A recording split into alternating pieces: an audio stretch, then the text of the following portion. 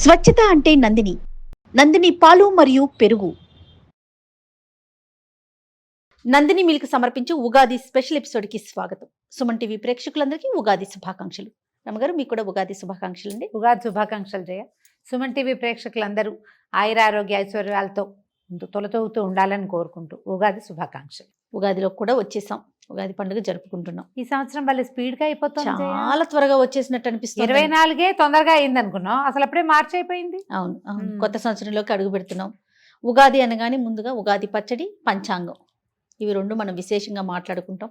ప్రతి ఒక్కరం కూడా పంచాంగం కోసం ఎదురు చూస్తాం, పంచాంగం వింటాం, పంచాంగ శ్రవణం. ఏ రాశికి, నా రాశికి నాకు ఎట్లా ఉందని తెలుసుకోవటంలో ఎక్కువగా ఇంట్రెస్ట్ చూపిస్తూ ఉంటాం కదరమ్మ గారు. ఈ సంవత్సరం అన్ని రాశుల వరకు బాగుండాలని, అందరూ కూడా ఆనందంతో ఆరోగ్యంగా ఉండాలని కోరుకుంటూ మొదలు పెడదామండి. ఉగాది యొక్క విశిష్టత. సంవత్సర ఆరంభం మామూలుగా మనకి మన కాలగణనం నెలల్లో ఇన్ని రోజులు 2 పక్షాలని, ఇవి ఇన్ని నెలల్లోనూ 2 నెలలు ఒక్కొక్క ఋతువని, ఈ ఋతువుల లైను ఇది లెక్కగా నడుస్తుంది. ఈ మధ్యలో మనకి ఉత్తరాయణ దక్షిణాయనాలు, ఇది ఒక లెక్క కదా. అవును. అయితే ఇప్పుడు మామూలుగా మనం సంవత్సరారంభం అనగానే జనవరితో కొత్త నెల, మొదటి నెల ప్రారంభం అవుతుంది. కానీ జనవరితో అసలు సీజన్ మారేదే లేదు. జనవరి 31కి ముందు, అదే డిసెంబర్ 31కి ముందు, జనవరి 1కి తర్వాత డేట్ మారుతుంది, క్యాలెండర్ మారుతుంది, మనం రాసేది సంవత్సరాన్ని అంకె మారుతుంది తప్ప సీజన్లో గణనీయంగా ఒక్క పూటలో సూర్యుడు నిలబడ్డం కానీ తగ్గిపోవటం ఏం కనపడదు. వాతావరణంలో ఎలాంటి మార్పుని చూడం. ఉగాదికి ముందు వెనక మనకు ఆ డిఫరెన్స్ కనపడుతుంది. అవును, ఋతువు యొక్క మార్పు, దాంతో జీవితంలో కొంత మార్పు జరగడానికి అవకాశం ఉందేమోనని అనిపిస్తూ ఉంటుంది మనకి తొలి కాలం నుంచి. అయితే ఈ ఉగాది ఈ రోజు ఈ చైత్రారంభంలో కాకుండా ఇంకా కొంచెం ముందుకుండేది, వెనక్కుండేది, ఇవన్నీ అనుకుంటాం. కానీ మనకి తెలిసి కొన్ని వందల సంవత్సరాలుగా ఇదే, ఒక 300-400 సంవత్సరాలుగా ఇదే మనం చేసుకుంటున్నాం. ఈ చైత్ర ఆరంభం మొదటి రోజున కొంచెం చక్కటి పాజిటివ్ దృక్పథంతో మన జీవితంలో ఉండేటువంటి షడ్రసాలని షడ్రుచులుగా వాటితోటే మనం ఏదైనా ఒక పదార్థం కావించి భగవంతుడికి నివేదన చేసో చేయకుండానో మన ఊరి ఆచారం ప్రకారం షడ్రుచులతోటి కూడినటువంటి నింబకుసుమ భక్షణ చేసి ఈ రోజుని చక్కగా కనుక ప్రారంభం చేసుకుంటే ఈ రోజు మొదలు పెట్టుకుని సంవత్సరం అంతా బాగుంటుందని ఒక నమ్మికతోటి మనం ముందుకెళ్తూ ఉంటాం. జీవితం అంటే ఏమిటి, అన్ని రకాల ఇవి వస్తాయి. కష్టము, నిష్ఠూరము, సుఖము, దుఃఖము, సరదా, సంతోషము, అంతే కదా. ఇబ్బంది, సబ్బంది, ఏవో కాదరమ్మ గారు. ఆ ఇబ్బంది ఉంటేనే సబ్బంది విలువ తెలుస్తుంది. అంతే కదా. కష్టం ఉంటేనే కదా సుఖాన్ని ఎంజాయ్ చేయగలుగుతాం. లేకపోతే మొనాటనస్గా ఉంటుంది. ఈ మొనాటనీ కాకుండా ఒక టఫ్ సిచ్యువేషన్, అందులో నుంచి ఈజ్, జీవితం తాలూకు సుఖము, మాధుర్యము ఏమిటో మనకు అప్పుడు అర్థమవుతుంది. అవును. ఆ దాని కలయికే మనకి మనం తినేటువంటి ఉగాది పచ్చడి. దాంతోపాటు మనం పంచాంగ శ్రవణం చేయటం చాలా కాలంగానే మనకి విధానంగా ఉంది. ఈ పంచాంగ శ్రవణం జనరల్గా మనం ఇప్పుడు ఏం చేస్తాం, 12 రాశుల వారికి ఎలా ఉందో తెలుసుకుంటాం.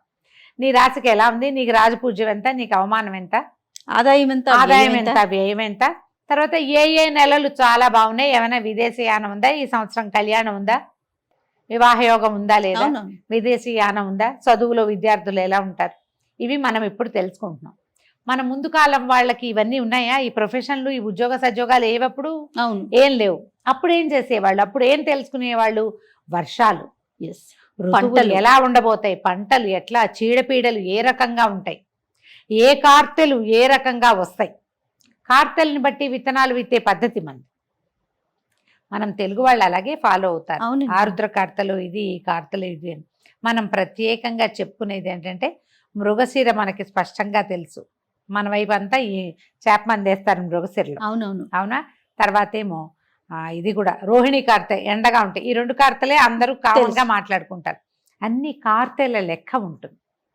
ఈ కార్తెలో విత్తనాలు వేయాలి, ఈ కార్తెలో కొయ్యాలి, ఈ కార్తెలో తీయాలి, ఇప్పుడు ఎండ ఉంచాలి, ఇవన్నీ విధానంగా ఉండేది. అంటే వ్యవసాయ రంగం మొత్తం కూడా ఈ పంచాంగం మీద ఆధారపడే పని చేసుకునేది రమ్మగారు. వాన రాకడా పోకడా అవన్నీ కూడా పంచాంగం ద్వారానే తెలిసేది. ఈ సంవత్సరం పంటలు బాగుంటాయని, లేదా ఏదైనా ఈ ఇబ్బంది ఉంటుంది, ఇప్పుడు పొలి పెట్టటము, ఎప్పుడు పొలి పెట్టాలి, అవన్నీ కూడా పంచాంగం బట్టే మనకి ప్రజలు తెలుసుకునేవాళ్ళు. ఇప్పట్లాగా ఇప్పుడు అంతే మనకు యూట్యూబ్ వచ్చేసిన సోషల్ మీడియా వచ్చింది అవును. కాబట్టి మనం 15 రోజుల ముందు నుంచే మన ప్రసారాలు చేసేస్తాము, వినేస్తూ ఉంటాం. అప్పుడు పండగ రోజున వింటే దానికి ఒక ప్రత్యేకత కూడా ఉంది. ఏ రోజునైతే మనకి ఉగాది ప్రారంభం అవుతుందో అంటే ఈ ఉగాది ఉషస్సు వచ్చే చైత్రమాసపు శుద్ధపాడ్యమి రోజునే, పండగ రోజునే కనుక మనం ఈ పంచాంగ శ్రవణం చేస్తే అది వినడం వల్ల భక్తి శ్రద్ధలతోటి దాని యందు ఆస్థతోటి వినటం వల్ల మన కర్మలు కొంచెం క్షయమవుతాయని కూడా మనం నమ్మేవాళ్ళు. ఓహో. ఏదైనా దురదృష్టకర సంఘటనలు జరిగే అవకాశం ఉందనుకో దాని ఇంపాక్ట్ తగ్గుతుంది. అందుకని పసిపిల్ల బాలాది ప్రతి వాళ్ళు ఉగాది పంచాంగ శ్రవణం చేసేవాళ్ళు. ఊళ్ళో చిన్న చిన్న ఊళ్ళల్లో అయితే ఓ గురువుగారు మాస్టారు, ఓ తెలుగు మాస్టారు, లేకపోతే ఆ ఊరి పురోహితుడు, ఆ గుడి పూజారి గారు ఎవరైనా నలుగురిని చేర్చి ఒక రచ్చబండ దగ్గర ఓ దేవాలయంలోనూ ఎక్కడో చోట ఉగాది పంచాంగ శ్రవణం చేసేవాళ్ళు. పురాతనమైన విధానం. మెల్లిగా ఊళ్ళు పెద్దవైనాయి, ఊళ్ళల్లో గురుగారులు మాస్టర్లు ఉపాధ్యాయులు ఎవరిదాని వాళ్ళు వెళ్ళిపోతారు, ఎవరు ఉండరు, పుస్తకాలు వచ్చాయి, మన పంచాంగం మనమే చదువుకోవటం.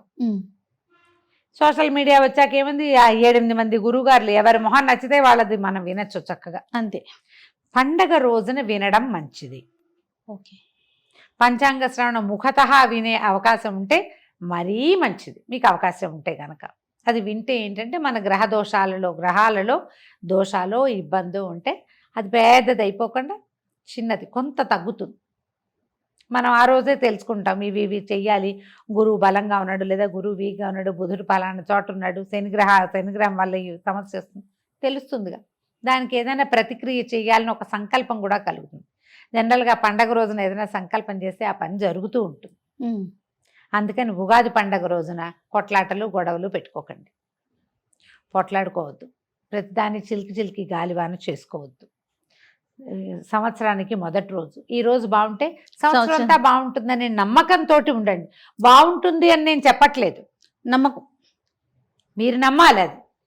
అందుకని ఇవాళ ప్రశాంతంగా ఉందాం, ఇవాళ చక్కగా మంచిగా వండుకుని తిందాం, నలుగురు స్నేహితుల్ని కలుద్దాం, నలుగురు చుట్టాలతో పెద్దవాళ్ళతో తాత మా అమ్మ మేనత్త వాళ్ళతోటి ఫోన్లలో అయినా 4 మంచి మాటలు మాట్లాడదాం, అమ్మా నాన్న కొంచెం సేవించుకుందాం, కాస్త ఏదైనా చదువుకుందాం, ఏదైనా కొత్తది నేర్చుకుందాం. ఏదైనా చదువుకోదలుచుకుంటే ఈ రోజున స్టార్ట్ చేసుకోవచ్చు. నేను కూడా యోగ వాసిష్టం మొదలు పెట్టాలనుకుంటున్నా, పుస్తకం తీసి పెట్టాం కానీ ఇంకా స్టార్ట్ చేయలే. ఉగాది నుండా దాంతోపాటు సౌభాగ్య భాస్కరం, ఆ 2 పుస్తకాలు ఉగాది నాడే స్టార్ట్ చేయాలని పుస్తకాలు రెడీగా పెట్టా. ఊరికే అప్పుడప్పుడు పేజీలు తిరగేసినా కానీ సాంగంగా మొదటి నుంచి స్టార్ట్ చేయాలి. ఏ కొత్త పుస్తకమైనా చదువుకోవచ్చు. మీ ఆలోచన ప్రకారం చేయండి. ఏదైనా మ్యూజిక్ ఇన్స్ట్రుమెంట్స్ నేర్చుకోదలుచుకున్న వాళ్ళు, కొత్త కోర్సుల్లో చేరదలుచుకున్న వాళ్ళు, వీళ్ళందరూ కూడా ఈ రోజున మొదలు పెట్టుకోవచ్చు. రోజు మంచిది కాబట్టి ఇట్లా స్టార్ట్ చేసుకోవచ్చు. మనం షడ్రుచులు అని చెప్పేటువంటి ఉప్పు పులుపు తీపి కారం చేదు వగరు ఈ 6 రుచులతో కూడినటువంటి ఉగాది పచ్చడిని తీసుకోండి పొద్దున్నే. మీ ఊళ్ళల్లో మీ ఇళ్లలో ఎలాంటి పద్ధతి ప్రకారం ఈ పచ్చడి చేస్తారో ఆ రకంగా తీసుకోండి. పొద్దున్నే లేవగానే అభ్యంగనం చేయండి. సొంతంగా అభ్యంగనం చేస్తే మంచిది. ఇంట్లో ఎవరైనా పెద్దవాళ్ళ నుండి మన నెత్తి మీద నూనె పెట్టి కాస్త మొహాన కుంకుమ బొట్టు పెట్టి నెత్తి మీద నూనె పెట్టి ఓ హారతి తెచ్చి స్నానం చేయిస్తే పిల్లలకి పెద్దవాళ్ళకి కూడా, ఇప్పుడు మీ వయసు వాళ్ళకైనా అమ్మలు ఇంట్లో ఉంటే అమ్మలు ఉన్న వాళ్ళు అదృష్టవంతులు కదా, వాళ్ళతో ఏదైనా ఒక 2 అక్షింతలు వేయించుకుని స్నానం చేసి సంవత్సరం అంతా బాగుంటుంది. అదొక పద్ధతి. మీరు కావాలంటే అలాంటి పద్ధతిని అలవాటు చేసుకోవచ్చు. మేము పిల్లలు పుట్టినరోజులు ఖచ్చితంగా చేస్తాం జయ. బొట్టు పెట్టడం, నెత్తికి నూనె పెట్టడం, పండగ రోజు కూడా బొట్టు పెట్టడం, కాస్త నెత్తికి నూనె పెట్టి 4 అక్షింతలు వేస్తే మంచిది, శుభం కదా. పూజ చేసుకోవటము, దేవతార్చన ఏదైనా మన ఇంట్లో అలవాటు ఉంటే ప్రార్థించే పద్ధతి ఏది ఉంటే ఆ ప్రార్థనా విధానాన్ని అవలంబించటము, ఎవరికైనా ఏమైనా చేసి పెట్టడము. ఈ కొన్ని చోట్ల ఏంటంటే అమ్మవారికి నివేదనలు చేసే విధానం కనపడుతుంది. ఈ గోదావరి జిల్లాలు ఆ వైపు, తర్వాత ఏమో శ్రీకాకుళం జిల్లా ఇటు మన ఇటువైపు ఉత్తరాంధ్ర వైపు కూడా అమ్మవారికి ఉపారాలు ఎత్తటం అంటారు. ఉపారము అంటే ఉపాహారం అన్నమాట, బహుశా ఉపారాలు ఎత్తటం అనే అంటారు. మా అత్తవారింట్లో ఏం చేస్తారంటే అమ్మవారి నివేదనని చేస్తారు ప్రత్యేకంగా. ఇక్కడ కూడా ఉంటాయి అట్లా కొన్ని ప్రాంతాల్లో. ఏంటంటే ఇప్పుడు గంగానమ్మకి అవి పెడతారు చూడు, అమ్మకి పెట్టుకుంటారు. అట్లా పండగ రోజున అమ్మవారికి పెట్టే విధానం కనపడుతుంది. ఇప్పుడు ఏంటంటే మనకి ఇది సీజన్ మారుతుందా, ఈ వేపపూత కాలంలోనూ అప్పుడు స్కిన్ ప్రాబ్లమ్స్ వస్తాయి, అనారోగ్యాలు వచ్చే కాలం ఇది. అవును, వేపపూత అంటారు అట్లమ్మ అలాంటివి వస్తాయి. అందుకని ఈ అమ్మవారికి ఏదైనా బోనం ఎత్తటం, అలాంటివి చేస్తారు. మేము ఈ పద్ధతులు మీకు అలాంటివి ఉంటే చేయండి. ఒకవేళ లేదు మేము చేయదలుచుకున్నామంటే చాలా సింపుల్ మెథడ్. మామూలు మనం వంట చేసుకోవడం పప్పు, కూర, పులుసు 4 పదార్థాలు వండుకోవటం. తర్వాత పాయసము, పులిహార, గారెలు, బూర్లు, పొంగు బూర్లు, ఇవి 5 రకాలు. ఓ 5 మామూలు అన్న రోజువారీ ఆహారం కాకుండా ఇవన్నమాట. ఆ, ఇవన్నీ 2 ఆకుల్లో సర్ది, అంటే మనం ఏమన్నా వడ్డించి ఉమ్, అమ్మవారికి నివేదన చేస్తాం. ఓహో, ఈ అమ్మకు కూడా మన రోజువారీ దేవతార్చన దగ్గర కాకుండా కొంతమంది అక్కడ చేసుకుంటారు. మా వాళ్ళు ఏం చేస్తారంటే ఒక గోడకి బొట్టు పెడతారు. ఒక ఉమ్, 3 అదే పసుపు గుండ్రంగా రాసి 3 కుంకుమ గీతలు గీస్తారు, 4 బొట్లు పెడతారు. అది చూసేసరికి మనకు ఒక జేజ్ ఫీలింగ్ ఫీల్ వస్తుంది. వస్తుంది. ఆ, అక్కడ ఒక దీపారాధన చేసుకోవటము, వంట ఇంట్లో గోడ దగ్గర ఎక్కడైనా చేసుకోవచ్చు. కాస్త అగరబత్తులు, ధూపం వేయటము. తర్వాత ఈ 2 ఆకుల్ని అమ్మవారికి నివేదన చూపించటం. ఒక ఆకుని చాకలికి ఇస్తారు ఊళ్ళల్లో, అదొక అలవాటు ఉంటుంది. ఇళ్లలో బట్టలు ఉతికే అలవాటు ఉన్న వాళ్ళు ఉంటుంది. ఉంటారు కదా, ఆ. కొన్ని ఊళ్ళల్లో అవకాశం ఉంటే అట్లా ఇవ్వటం. ఎవరికైనా మనకే పని వాళ్ళు ఉన్నారు లేదా వాచ్మెన్ ఉంటారు, ఎవరికైనా ఒక ఆకు మనం వడ్డించిన దాన్ని వాళ్ళనే ఇంట్లో పిలిచి భోజనం పెట్టగలిగారా మహత్తరంగా ఉంటుంది. ఆ ఆకు వడ్డన వాళ్ళకి.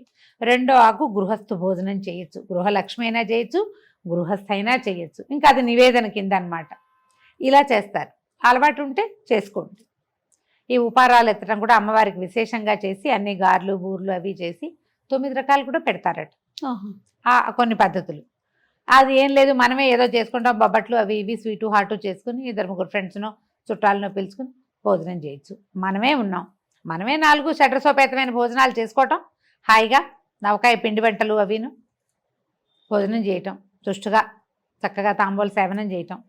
ఎవరైనా వీలైతే ఫ్రెండ్స్నో చుట్టాలనో బంధువులనో ఎవరో ఒకళ్ళ బంధు దర్శనం చేయండి, ఈ రోజున మంచిది అని చెప్తారు. దర్శనాలు లేవు, మనకు ఫోన్లు ఉన్నాయి కదా, వీడియో కాల్స్ చేసుకుని ఏ ఊరు వాళ్ళనైనా చూసేసేసి, అమెరికా అంతే. వాళ్ళని కూడా హాయిగా ఎవరితోటైనా మంచి మాటలు ఆడుకోండి. ఏదైనా కొత్త నిర్ణయం, మంచి నిర్ణయం తీసుకోండి. సరి అయిన ఆలోచన విధానాన్ని అవలంబిస్తూ ఈ ఉగాది పండుగని చక్కగా ముందుకు తీసుకెళ్దాం. మరొకసారి ఉగాది శుభాకాంక్షలు రమ్మగారు. మీకు కూడా జయ, మరొకసారి ఉగాది శుభాకాంక్షలు.